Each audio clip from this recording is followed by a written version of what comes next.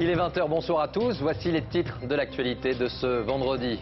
La fin du suspense et une incroyable explosion de joie à Rio de Janeiro. La ville brésilienne accueillera les Jeux Olympiques d'été de 2016. Grosse déception en revanche pour Chicago, pourtant éliminé dès le premier tour et pourtant soutenu par le couple Obama. Nous irons à Rio bien sûr, mais également aux États-Unis.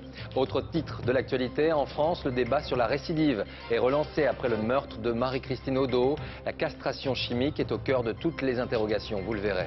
À suivre également les premières images du soldat franco-israélien Gilad Shalit.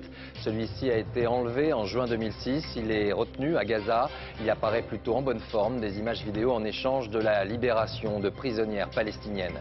Il y aura bel et bien des primaires ouvertes pour désigner le candidat socialiste pour 2012. Les militants ont voté et ils ont approuvé plusieurs propositions visant à la rénovation de leur parti. Martine Aubry avait le sourire aujourd'hui. Plus de vidéosurveillance dans les villes, est-ce la solution pour faire baisser la délinquance? C'est en tout cas l'un des axes de la politique proposée aujourd'hui par le Premier ministre François Fillon.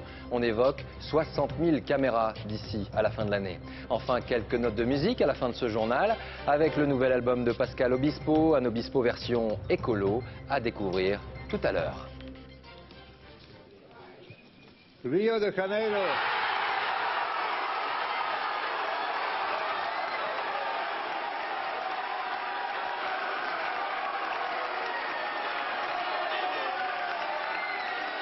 Merci d'être avec nous. C'était donc il y a un peu plus d'une heure à Copenhague. Le Comité international olympique a tranché. C'est finalement la ville de Rio de Janeiro qui organisera les Jeux olympiques de 2016. C'est une surprise, tant Chicago, soutenu par le couple Obama, faisait figure de favori. On ira aux États-Unis où la déception est grande. Mais avant cela, le coup de folie sur la plage de Copacabana, direction Rio. Bonsoir Pierre-Ludovic Viola. Vous êtes le correspondant de France 24. Alors, c'est une joie immense pour un pays qui rêvait de ces Jeux.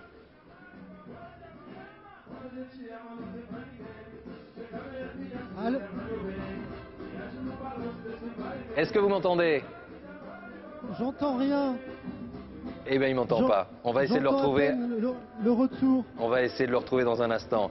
C'est donc un acte politique fort en élisant Rio. Le CIO choisit un pays émergent. Il y avait certes eu Mexico en 68, mais l'attente devenait longue pour le continent sud-américain. Et le Brésil avait déjà proposé sa candidature à deux reprises, pour 2004 et pour 2012. Mais cette fois, c'était la bonne. Aux alentours de 19h, heure française, Manuel Tissier a suivi tout cela.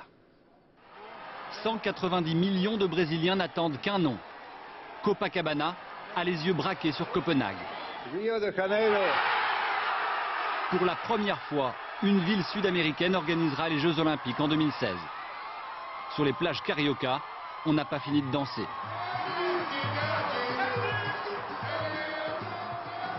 Le président Lula, écrasé comme un buteur sur un terrain de foot, a gagné son pari. Le mondial 2014 au Brésil, puis les Jeux à Rio 2 ans plus tard. Pelé, qui a déjà connu quelques victoires, ne peut retenir ses larmes. Je suis très ému parce que tous les Brésiliens ont accompli un travail extraordinaire pour que les Jeux soient organisés chez nous, à Rio. Le footballeur espagnol Raúl, lui, a perdu la finale. Madrid et son Premier ministre José Luis Zapatero sont passés tout près d'un retournement inattendu. Mais la peine est immense dans la capitale espagnole qui échoue pour la deuxième fois de suite dans sa quête olympique. Madrid fait tout de même mieux que Chicago. Malgré Obama, les Américains sont éliminés dès le premier tour. Les larmes du plus grand joueur de football de tous les temps, Pelé. On ne saura pas s'il y a eu des larmes dans l'avion présidentiel américain. Mais en tout cas, le couple Michelle et Barack Obama n'étaient pas restés sur place à Copenhague. Ils avaient repris à bord d'Air Force One la direction des États-Unis. En tout cas, déception. La déception, elle est là. Bonsoir Alain de Chalvron. Vous êtes en direct de Washington. Alain, il faut bien reconnaître que c'est un coup dur et c'est une défaite pour Barack Obama. Et en plus, elle a une dimension internationale. Oui, écoutez, c'est une grosse déception. Je dirais même qu'on a le sentiment ici d'avoir reçu une claque. Personne n'imaginait effectivement que Chicago serait éliminé au premier tour. Ça s'est ressenti comme une humiliation pour Chicago, pour les Américains et donc en particulier pour le président qui s'était mouillé en faisant le voyage justement. On espérait que sa popularité ferait la différence, mais voilà. On ne vote pas pour un président, on vote pour une ville, et puis il y a 1000 autres considérations qui rentrent en ligne de compte. Alors, est-ce qu'on va maintenant lui reprocher à Barack Obama Sans doute pas, parce qu'il pourra dire tout de même qu'il a fait le maximum. Il en aurait été autrement s'il n'avait pas fait le voyage. De là à dire, comme le dit la télévision Fox, très hostile à Barack Obama, que c'est bien le signe du déclin de l'Empire américain, il ne faut peut-être pas exagérer, ce ne sont après tout que des jeux. Merci Alain. Et c'est donc Rio qui a donc remporté cette élection en France. Dans l'actualité aujourd'hui, revenons tout d'abord sur la dimension politique qu'a pris le meurtre de Marie-Christine Odo, cette jeune femme tuée par un récidiviste. Preuve en est tout d'abord la phrase du jour. Elle a été prononcée par François Fillon. On écoute le Premier ministre. J'ai dit qu'on ne s'interdisait aucun sujet. Aucun sujet. Et vous savez d'ailleurs que cette castration chimique existe déjà aujourd'hui. Simplement, elle repose sur un accord de la personne concernée. Il faut regarder comment, dans le cadre des mesures d'accompagnement de la sortie de prison, on peut, le cas échéant, rendre ces dispositifs plus contraignants. C'est un sujet, en tout cas, sur lequel nous sommes en train de travailler et nous ferons des propositions au Parlement dans ce sens. C'est donc la question de la récidive et plus précisément de la castration chimique qui est au cœur du débat. Il s'agit en fait d'un traitement qui est prévu par la loi. Elle est déjà appliquée aux criminels sexuels à l'intérieur de la prison de manière encadrée. Cependant, son application pourrait devenir plus contraignante. Alors à quoi tout cela correspond et comment pourrait s'appliquer ce traitement à l'avenir? Pour y voir plus clair, explication Franck Genozo et Jean-François Monnier. La castration chimique, c'est un traitement qui limite la libido. Des médicaments hormonaux qui ont un objectif, empêcher la testostérone, cette hormone masculine fabriquée par les testicules, de stimuler le désir sexuel. Deux médicaments possibles. L'androcure qui bloque l'action de la testostérone et l'empêche de stimuler le cerveau. Autre solution, l'énantone qui diminue la sécrétion de testostérone. Ce médecin a étudié les effets de la castration chimique. Il a montré, à 5 mois d'intervalle, des photos d'enfants à des pédophiles. Avant le traitement, leur cerveau subissait une excitation, ici en rouge. 5 mois après le début du traitement, cette excitation a quasiment disparu. Pour lui, la castration chimique est efficace, mais elle ne peut pas être prescrite à tous les criminels sexuels. Il y a des contre-indications, par exemple l'ostéoporose, la fragilité osseuse fait qu'on ne peut pas prescrire ce type de traitement. On ne peut pas le prescrire à des diabétiques non plus. Donc c'est un traitement qui n'est pas insurmontable à mettre en œuvre, mais ce n'est pas non plus un traitement qu'on va mettre en place comme ça sur un claquement de doigts. Mais chez les patients qui peuvent en bénéficier, le résultat est en général intéressant. Oui, ça les aide beaucoup, mais on se pose la question maintenant pour certains, est-ce qu'on pourrait diminuer, est-ce qu'on pourrait arrêter, comment ça se passerait? C'est quelque chose aussi d'inquiétant pour eux. En France, la castration chimique existe déjà en prison. Elle ne peut être imposée à un détenu, mais s'il ne s'y plie pas, il ne bénéficie d'aucune remise de peine. Après leur sortie, les anciens détenus n'encourent aucune sanction s'ils arrêtent leur traitement. C'est ce que Michèle Alliot-Marie entend changer. Elle souhaite que ceux qui ne prennent pas leurs médicaments soient renvoyés derrière les barreaux.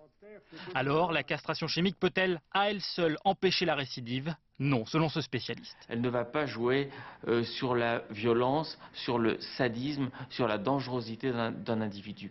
Elle va annihiler sa sexualité ou l'atténuer selon les cas, mais pas éradiquer ses fantasmes de viol, de meurtre, de sadisme.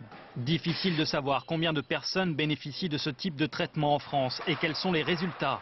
La castration chimique est couverte par le secret médical. François Fillon, vous l'avez vu, a donc abordé cette affaire à l'occasion de la présentation de son plan de lutte contre la délinquance. Il était pour l'occasion ce matin à Villeneuve-la-Garenne et après les mauvais chiffres enregistrés, il a fixé les priorités pour l'avenir, l'école qui doit rester un sanctuaire et de nouveaux moyens afin de développer la vidéosurveillance dans les villes. Alors cette méthode est-elle réellement efficace ou pas? Élément de réponse avec Sophie Rodier et David Dameda. Ils croient circuler en tout anonymat. Et pourtant, leurs moindres gestes sont surveillés en permanence. À Cannes, les caméras vidéo ont envahi la ville. 231 pour 70 000 habitants.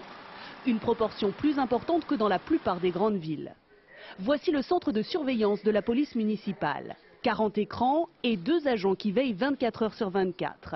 Dès qu'un délit est signalé, les policiers interviennent en urgence. Les chiffres sont probants.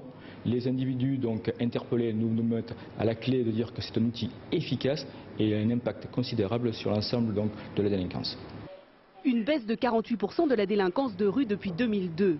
Un bon résultat que les habitants apprécient pourtant différemment. C'est plus sécurisant, c'est vrai qu'en tant que femme, quand on se balade, on est plus tranquille, on ne regarde pas à droite à gauche. Tout est carrément enregistré et il ne peut plus rien se passer de naturel, quoi. En France, il y a 20 000 caméras de vidéosurveillance réparties sur tout le territoire. Pas assez pour le gouvernement qui souhaite passer à 60 000 d'ici la fin de l'année. L'État propose d'aider les communes à s'équiper en doublant ses subventions de 10 à 20 millions d'euros. À Paris, ces policiers spécialisés dans les agressions de rue exploitent souvent des images fournies par les caméras de surveillance. Et ce qui compte avant tout, c'est leur analyse. Et quelqu'un dans un centre commercial qui ne circule pas dans les allées, qui ne regarde pas les vitrines, qui est tout seul, peut attirer l'attention. Trouver suffisamment de policiers pour décrypter les images est donc le principal problème. À Londres, une ville en pointe en matière de vidéosurveillance, l'efficacité de ce vaste réseau est remise en question par certains policiers qui n'arrivent pas à gérer ce torrent d'images. Dans l'actualité à l'étranger maintenant, je vous le disais en titre, les proches et la famille du soldat franco-israélien Gilad Shalit ont pu découvrir pour la première fois des images de celui qui est toujours détenu par le Hamas, et cela depuis 2006. Une preuve de vie par l'image qui est en fait le résultat d'âpres négociations. D'ailleurs, en échange, 19 prisonnières palestiniennes ont été libérées aujourd'hui. Dorothée Oliéric. Toutes les chaînes israéliennes ont diffusé l'intégralité de la vidéo qui montre le soldat Gilad Shalit tenant le quotidien de Gaza daté du 14 septembre dernier. Ce sont les premières images en captivité du soldat enlevé il y a plus de 3 ans. Et donc cette vidéo est très largement commentée en Israël. On le dit en bonne forme mais un peu maigre et les yeux cernés, avec un discours cohérent. Nous avons décidé de diffuser cette vidéo filmée sous la contrainte, sans le son. En résumé, l'otage se dit bien traité et affirme attendre depuis longtemps le jour où il sera libéré. À la fin du film, il se lève comme pour montrer qu'il n'est ni blessé ni handicapé. Ces images ont été vues et revues par la famille Shalit, qui vit dans cette maison dans le nord d'Israël. Maison assiégée depuis ce matin par des dizaines de journalistes. Dans l'après-midi, le père de Gilad Shalit s'est exprimé brièvement au téléphone. On est encore très inquiet par la situation. Cela fait 1200 jours qu'il est aux mains du Hamas et c'est très long et c'est pas facile d'évaluer la situation. En échange de cette preuve de vie du soldat Shalit, ce sont 19 prisonnières palestiniennes qui ont été relâchées par les autorités israéliennes. Des libérations fêtées comme une grande victoire côté palestinien. Même chose à Gaza où un enfant, fils d'une prisonnière et né en captivité, a été brandi au-dessus de la foule. Le peuple palestinien est en train de vivre des moments de bonheur. Ils en auront encore plus quand tous les prisonniers seront relâchés et reviendront vivre auprès de nous. Cet échange est la première étape d'un processus qui pourrait encore durer longtemps avant la libération du soldat Shalit. En Irlande, un référendum de rattrapage maintenant dont le résultat est très attendu en Europe. Pour simplifier les choses, les Irlandais doivent une nouvelle fois choisir entre dire oui ou dire non à l'Europe et au traité de Lisbonne. La dernière fois, il y a 16 mois, ce fut non. Alors ce nouveau rendez-vous va-t-il inverser la tendance? C'est bien sûr la question que tout le monde se pose. Bonsoir Jacques Cardoz, vous êtes à Dublin. Les Irlandais ont voté, mais il faudra être patient quelques heures encore avant de connaître le résultat, c'est cela? Exactement, avec quand même un premier taux de participation à hauteur de 20-25%, ce qui n'est plutôt pas très bon pour le oui. Sauf que on s'est plutôt mobilisé dans les quartiers et au sein des classes sociales où on a plutôt tendance à voter oui, et on s'est moins mobilisé dans les quartiers et au sein des classes sociales où on a tendance à voter non. Du coup, le ministre des Affaires étrangères irlandais cet après-midi n'a pas hésité à déclarer que ce qui se passait dans les urnes était plutôt bon pour le oui. Quant au Premier ministre irlandais, lui, il a expliqué dans la presse ce matin que l'Irlande ne pouvait pas se permettre de laisser passer cette chance. Le pays va trop mal pour ça.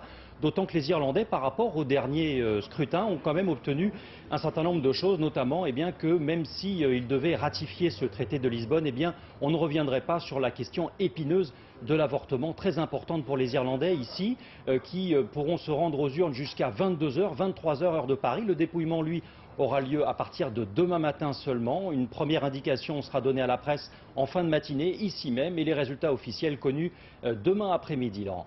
Merci Jacques, et à demain. Donc, à l'étranger, toujours en Italie, depuis le début de la journée, en Sicile, le bilan s'alourdit. Après les inondations qui ont touché l'île, au moins 17 personnes sont mortes, plus de 30 sont portées disparues dans la région de Messine. Les fortes pluies ont provoqué, vous allez le voir, des torrents de boue. Christian Autin.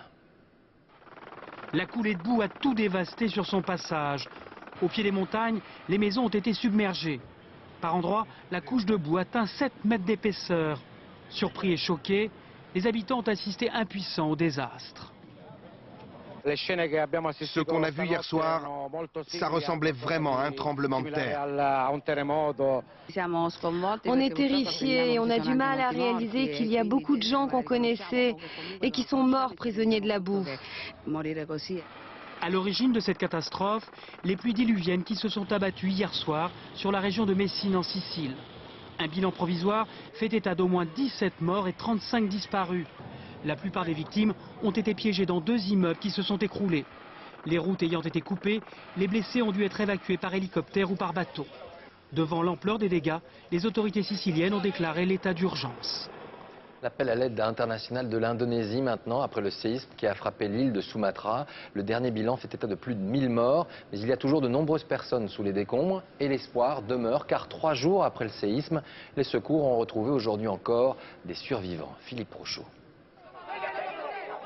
Sari a le sourire de ceux qui viennent d'échapper à la mort. Voilà 2 jours que cette jeune femme était coincée sous les dalles de béton de son domicile effondré. Les sauveteurs ont dû creuser un tunnel de plusieurs mètres pour aller jusqu'à elle. C'est son mari qui avait donné l'alerte. J'ai toujours cru que ma femme était vivante. Après le tremblement de terre, je suis revenu chez moi et j'ai appelé. D'autres personnes aussi ont appelé et j'ai reconnu sa voix sous les décombres. Pour d'autres familles, l'épreuve de l'identification des corps a commencé. Devant cette morgue improvisée, la liste des morts s'allonge un peu plus chaque heure. On y découvre le nom d'un père, d'une mère, d'un enfant ou d'un proche, comme cette femme. Je suis arrivée à 8 heures ce matin et j'ai découvert que mon neveu était mort. Il était en 5e année à l'université. C'était l'aîné de 5 frères. De nouvelles vidéos amateurs nous font revivre l'épreuve que les habitants de Padang ont subie mercredi matin. Les pleurs, les accidents, les incendies qui ont succédé au séisme. Ici, c'est une école de karaté qui s'est effondrée sur les élèves, faisant une dizaine de blessés. Aujourd'hui, l'aide internationale arrive. Les Japonais débarquent en force avec leur savoir-faire en matière de secours dans les séismes, mais aussi l'Australie, la Grande-Bretagne. Des écoles, des hôpitaux ont été détruits, mais à cause des glissements de terrain, il sera difficile de reconstruire ici. Et direction tout de suite Padang en Indonésie. Bonsoir Cyril Payen, vous êtes l'envoyé spécial de France 24. Alors le temps presse, l'espoir on le voit demeure, mais le gouvernement a reconnu son manque de moyens et en appelle au soutien des pays étrangers.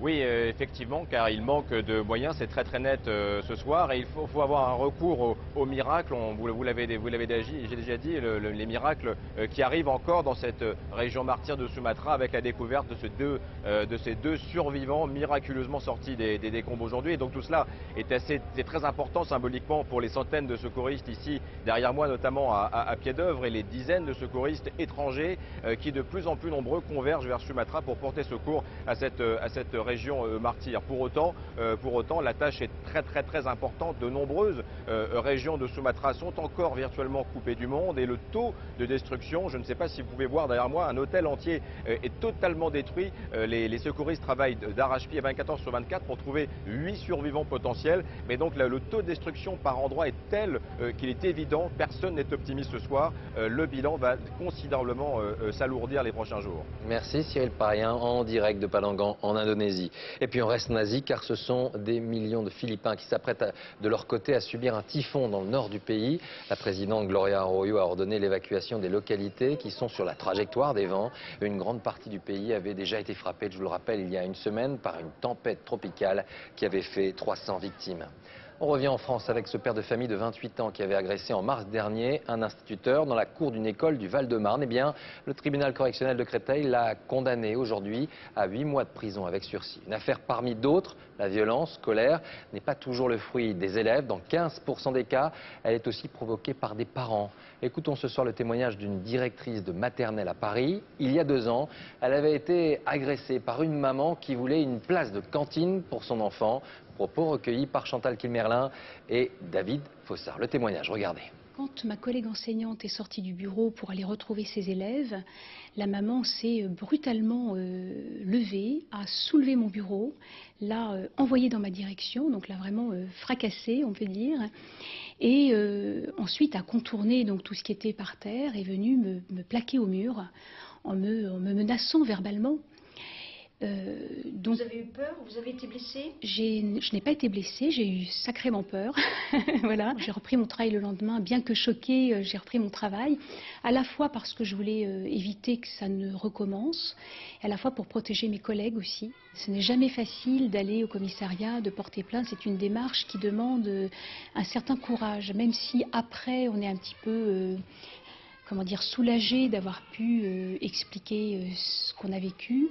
Le fait de poser cet acte d'aller porter plainte est un acte qui est lourd de conséquences et qui n'est pas facile à faire. Ça demande vraiment du courage. J'ai pensé qu'il fallait ce rappel à la loi et j'ai pensé aussi à l'école. C'est-à-dire qu'il fallait absolument pas que ça se reproduise. C'était suffisamment violent et douloureux pour que je souhaite absolument que ça ne se reproduise pas. Et on reste dans le domaine de l'éducation avec cette surprenante carotte. Elle a vocation à ramener les élèves sur le chemin de l'école. Ainsi, pour éviter l'absentéisme, les plus assidus se verront octroyer une somme d'argent à la fin de l'année. Cela existait en Grande-Bretagne. Eh bien, la France va franchir le pas. Et cela dès lundi. Une expérience qui sera lancée dans 3 lycées professionnels. Mallory Aounou et Samuel Humez. Vérifier entrées et sorties, comptabiliser les absences, un défi journalier dans ce lycée professionnel. 17% des élèves font régulièrement l'école buissonnière. Mais cette année, Madame le proviseur a un nouvel argument. Les classes assidues gagneront de quoi financer un projet. L'idée qu'un groupe classe, en se mobilisant dans un projet collectif, eh bien, peut-être amener certains d'entre eux à raccrocher, voire à venir plus régulièrement à l'école. 6 classes de l'Académie de Créteil doivent tester la formule. Une cagnotte de 2 000 € qui grossira en fonction de la présence et du comportement de l'ensemble du groupe. À la clé, jusqu'à 10 000 € en fin d'année pour par exemple payer des cours de conduite ou un voyage. Les élèves semblent prêts à jouer le jeu. On va évaluer qui vient moins souvent. Qui est le maillon faible de la chaîne. Et on va le motiver. Il y en a, ils n'aiment pas forcément l'école, donc s'il y a de l'argent au bout, pourquoi pas, hein, ça peut les motiver. Une récompense pécuniaire pour un travail scolaire, c'est précisément ce que certains parents et pédagogues dénoncent. Imaginez que nos enfants exigent de l'argent tout le temps et pour tout ce que nous leur demandons. Quelle société il y a derrière tout ça? Quel projet d'homme il y a derrière tout ça? Ça me paraît totalement anti-éducatif, même si à court terme, effectivement, ça peut paraître efficace. Je pense qu'il faut prendre le problème de l'absentéisme dans les lycées, surtout professionnels, avec plus de profondeur. Ils sont souvent absents parce qu'ils manquent de motivation. Ils manquent de motivation parce qu'on les a orientés par défaut. En moyenne, 10% des lycéens professionnels sont absentéistes. L'expérience permettra-t-elle d'enrayer le phénomène? Elle sera en tout cas évaluée et pourrait être étendue à 70 classes dès la prochaine rentrée. Il est 20h21 à suivre. Dans un instant, le Parti socialiste qui vote et qui dit oui à la rénovation. Les militants ont adoubé, entre autres, l'idée des primaires pour 2012. Nous verrons pourquoi on ne trouve pas de Tamiflu pour les enfants dans les pharmacies en France. Et puis, connaissez-vous les encombrants, ceux que vous ne voulez plus chez vous? D'autres le récupèrent. Portrait à suivre de chineurs étonnant. Mais avant cela, Martine Aubry avait donc le sourire ce matin. La première secrétaire du Parti socialiste se disait satisfaite du vote des militants qui, à l'occasion d'une consultation, ont dit oui à beaucoup de choses, oui à la rénovation et aux primaires, entre autres. Reportage et explication Hélène Hugues et Dominique Masse. Transparence totale hier soir à la Fédération socialiste du Nord. Opération porte ouverte, une fois n'est pas coutume. pour le décompte des votes. Pour demain, est-ce que vous pouvez nous renvoyer les originaux des PV signés, les originaux surtout, hein? Façon d'anticiper le résultat du référendum interne. Près de 9 militants sur 10 plébiscitent de nouvelles règles éthiques pour le parti. Autre question largement approuvée, la fin du cumul des mandats. Il y a 50 ans, il était de bon ton qu'un maire soit en même temps député. Aujourd'hui, c'est impossible. Parce que rien qu'une mairie, c'est un plein temps. On ne peut pas être bien à chaque poste. Donc, on doit avoir un poste, le faire bien, mais pas en faire plusieurs. 68% des votants sont favorables à des primaires pour désigner le candidat à la présidentielle de 2012. Au total, les 11 questions posées aux militants pour rénover le PS ont obtenu un oui massif. Martine Aubry est soulagée.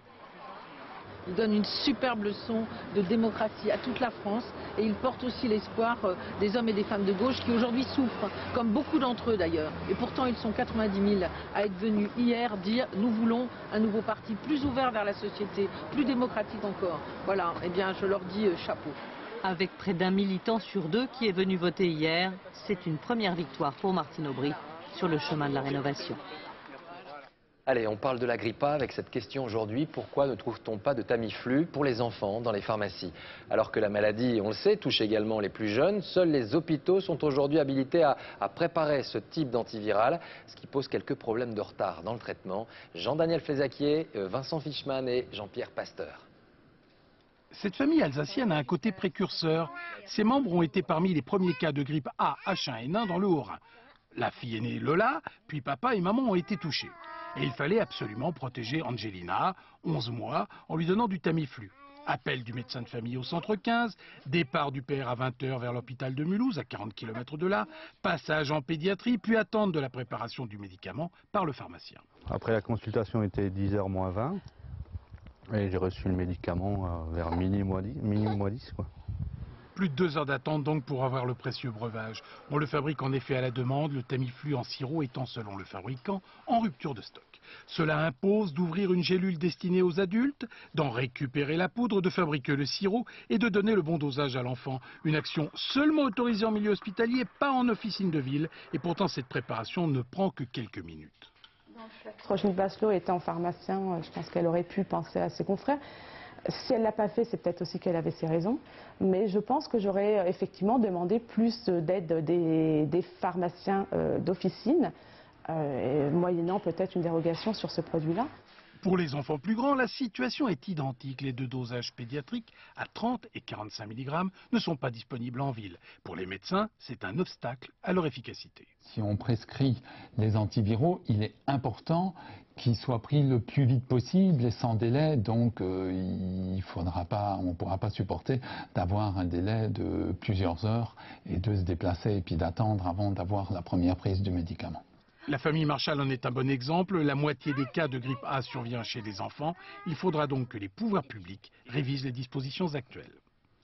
Depuis quelques semaines, la chasse est ouverte un peu partout en France. Après le sud, le nord, le week-end dernier, il existe, il faut le savoir, près d'1,5 million de chasseurs. Et malgré les idées reçues, vous allez le voir que souvent ils participent à leur façon à la protection de l'environnement. Reportage en Gironde, Candice Olivary et Bernard Bonarme.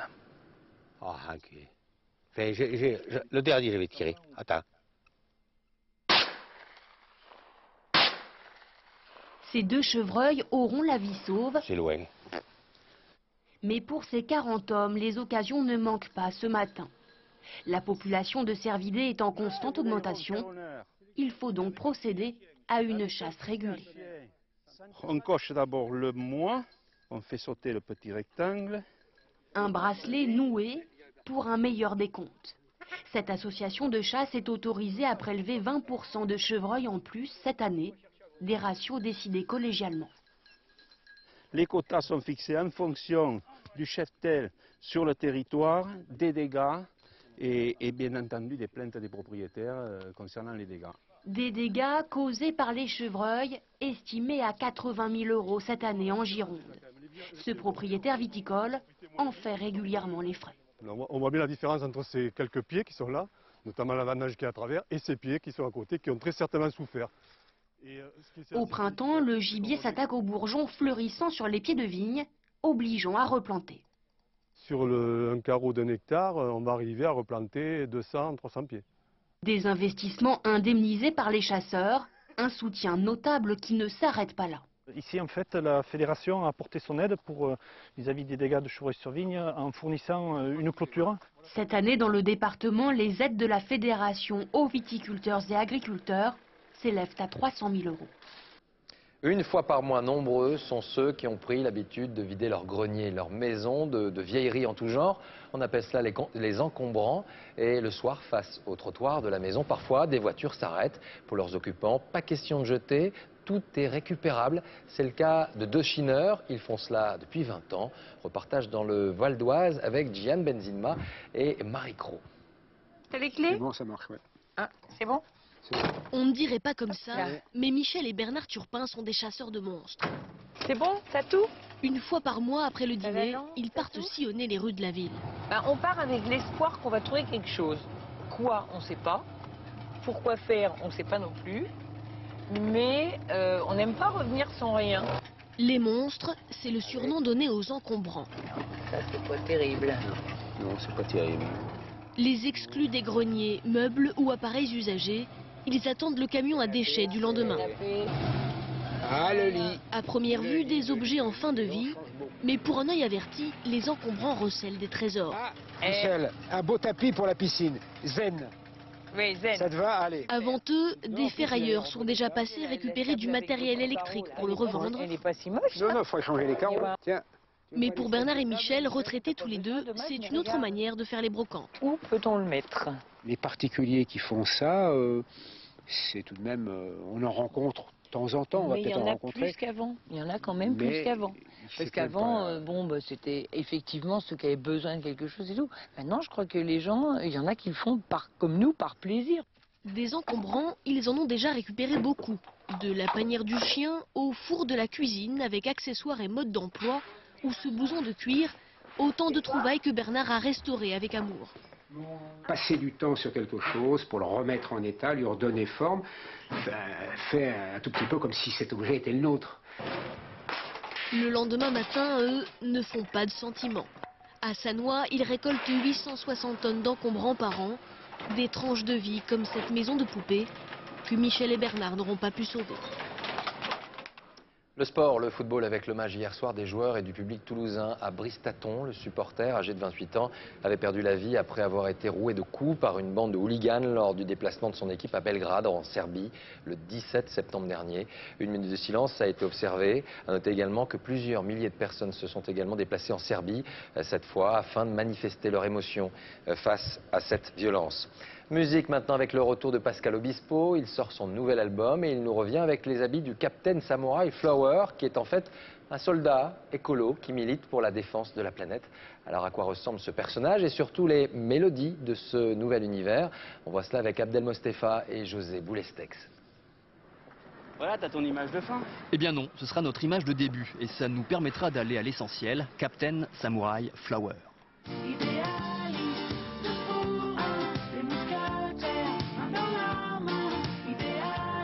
Visuellement, Captain Samurai Flower, c'est un peu Zorro qui aurait chippé une veste aux Beatles.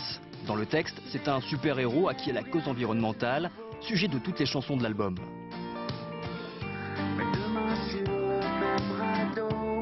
Je crois beaucoup à ce que peuvent dire tous ces gens qui se battent, comme Nicolas Hulot ou Arthus Bertrand, que j'ai rencontré dernièrement. Et c'est vrai que ça me perturbe d'une certaine manière. Et j'ai envie de mon côté, voilà, d'amener ma petite pierre. Une chanson, c'était pas suffisant et le fait d'inventer un personnage me permet de le dire. Et à part là, comme c'est beau. Ce jour-là, Obispo joue les VRP bordelais. Non parce qu'il y a match et qu'il est fan des Girondins,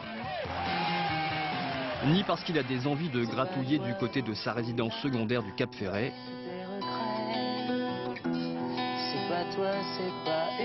Non, Obispo est là pour ses fans, venus écouter l'enregistrement en exclusivité.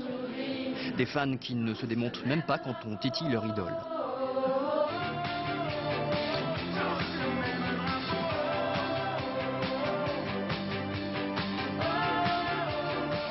C'est un petit peu gentil quand même les paroles. Vous pensez vraiment que ça va changer les attitudes des gens? Est-ce que ça changera les choses? À notre niveau, on peut peut-être changer un petit quelque chose, mais bon, après, c'est sûr que ça ne changera pas tout. mais au moins ça apporte un petit quelque chose à tout le monde, quoi, de se dire quoi, qu'il y a quelque chose, qu'il faut faire quelque chose dès maintenant pour nos enfants. Accueil plus qu'enthousiaste, l'album n'est pas encore sorti, mais Captain Samurai Flower Obispo peut déjà compter sur des bataillons de fans. Voilà, avant de refermer le journal, je vous rappelle l'information de ce vendredi. C'est la victoire de Rio de Janeiro qui organisera les Jeux Olympiques d'été en 2016. Le comité international olympique en a décidé ainsi à Copenhague. Défaite donc de la candidature de Chicago qui avait pourtant été défendue par le couple Obama. Victoire d'un pays émergent, une victoire et une émotion symbolisée par les larmes du président Lula. Les Jeux Olympiques au rythme de la samba. On est déjà impatient d'y être et on va tenter tout de suite de retrouver l'envoyé spécial de France 24. Bonsoir Ludovic Viola. J'imagine et je l'entends, c'est déjà la fête là-bas. Allô ?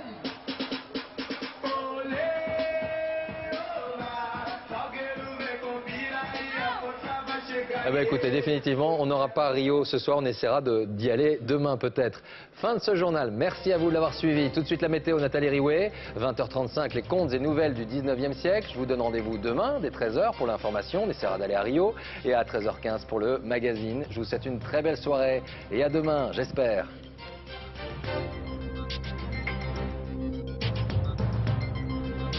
L'info en continu, c'est aussi sur France2.fr.